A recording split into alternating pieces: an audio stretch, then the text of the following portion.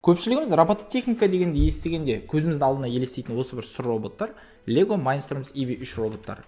Еліміздің мектептегі робототехника саласына өте үлкен үлесін қосты. Алайда 2022 жылдан бері бұл роботтар ресми түрде өндірістен алынып тасталынды.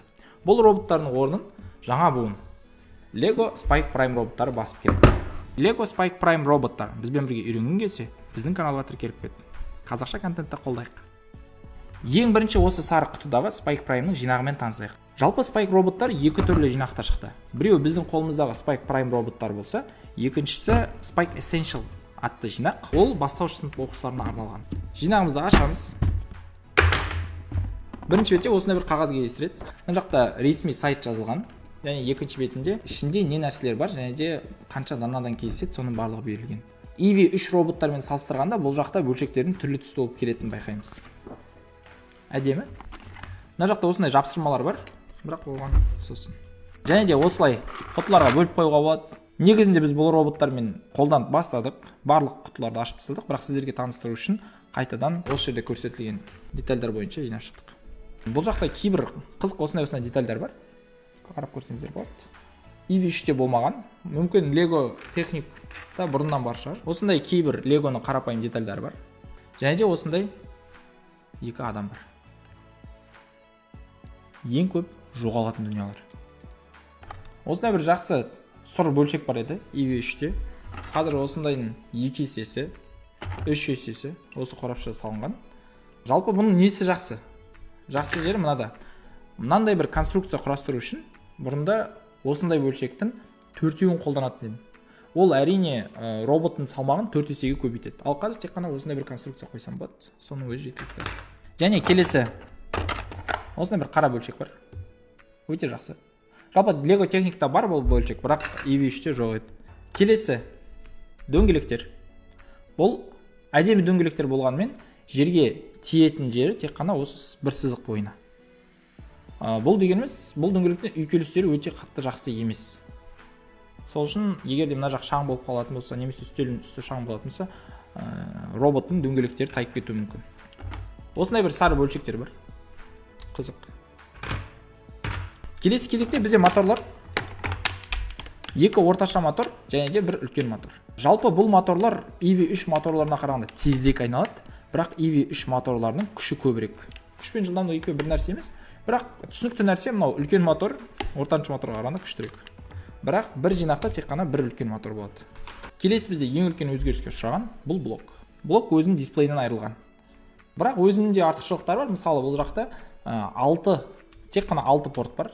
Білсеңіздер EV3-те 8 порт болатын, бірақ оның 4-еуіне мотор, 4-еуіне датчик қондыратын едік. Ал мына жақта 6 порт бар. 6-ауына да мотор қондырамын дейсіз бе, 6-ауына да датчик қондырамын дейсіз бе, өзіңіздің еркіңіз.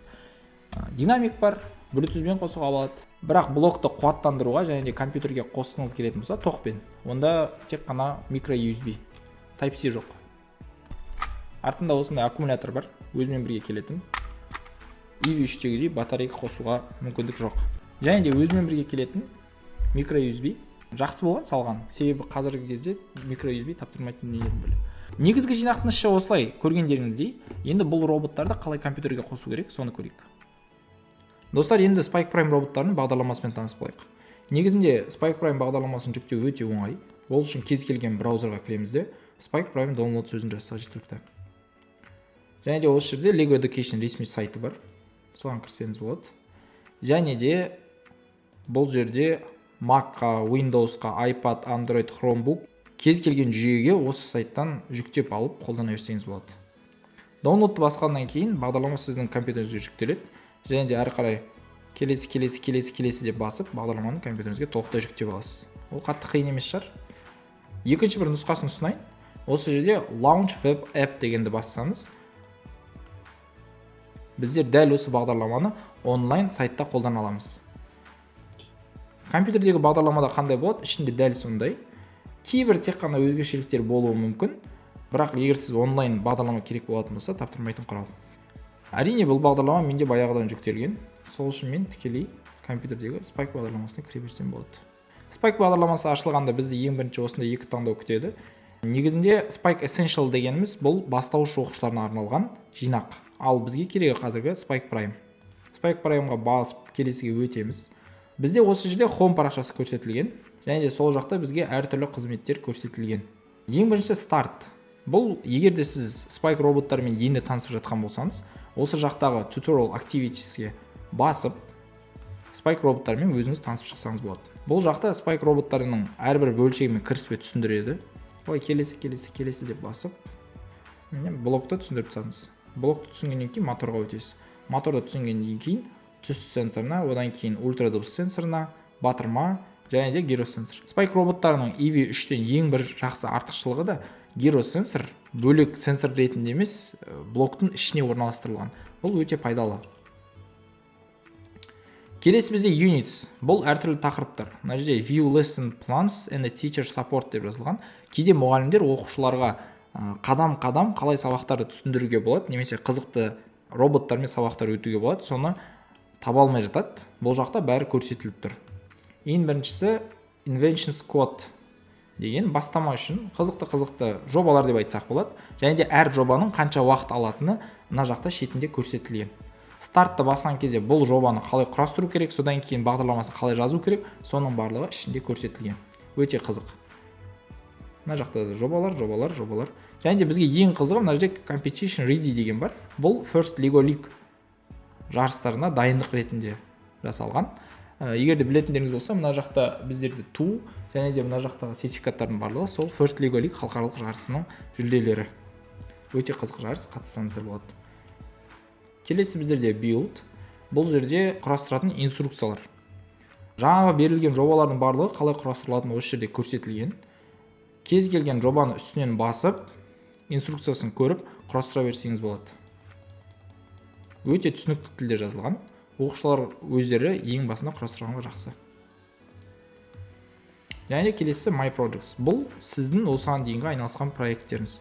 Бұл жақта сен проекттен қалай шығып кетсең де, компьютер өшіп қалса да, басқа жағдай болса да, проекттер осылай сақталып қалады. Терден Home парақшасына қайтайық. Осы жақта біз бір проект бастау үшін New Project батырмасын басамыз. Біздерге таңдауға 3 бағдарламалау тілі берілген. Біріншісі Icon Blocks. Бұл EV3 роботтарының бағдарламалау тіліне өте ұқсас. Бұл бастауыш оқушылар үшін ыңғайлы болуы мүмкін, бірақ әрі қарай даму үшін бұл блоктар жеткіліксіз деп айтуға болады. Келесі Word Blocks. Бұл Scratch тілінде жазылған. Көптеген мұғалімдер және де оқушылар Scratch тілін өте жақсы біледі. Өте ыңғайлы, негізінде түсінуге де өте жақсы қолайлы.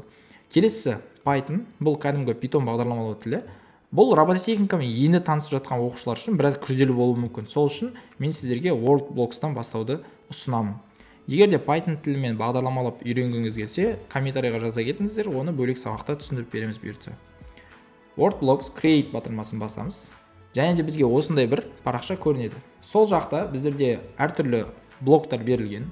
Motors, бір моторды қолдану үшін, Movement, қозғалыс үшін, Light, яғни Display үшін, Sound, дыбыс, әртүрлі басқару құралдары, логикалық операторлар, сенсорлар, математикалық операторлар, Variables, My Blocks дейді. Және де кейбір туториалдар қараған кезде сіздер кейбір блоктардың мына жақта жоқ екенін байқауларыңыз мүмкін. Оны қосу үшін біз Show Block Extensions батырмасын басып, қосымша блоктар қоссақ болады. Мысалы, More Motors деп, немесе More Movement деп қосып көрейік, не шығады екен. Міне, ең соңынан сол жақта моторлар және де қозғалысқа жаңада бір блоктар қосылғанын байқаймыз.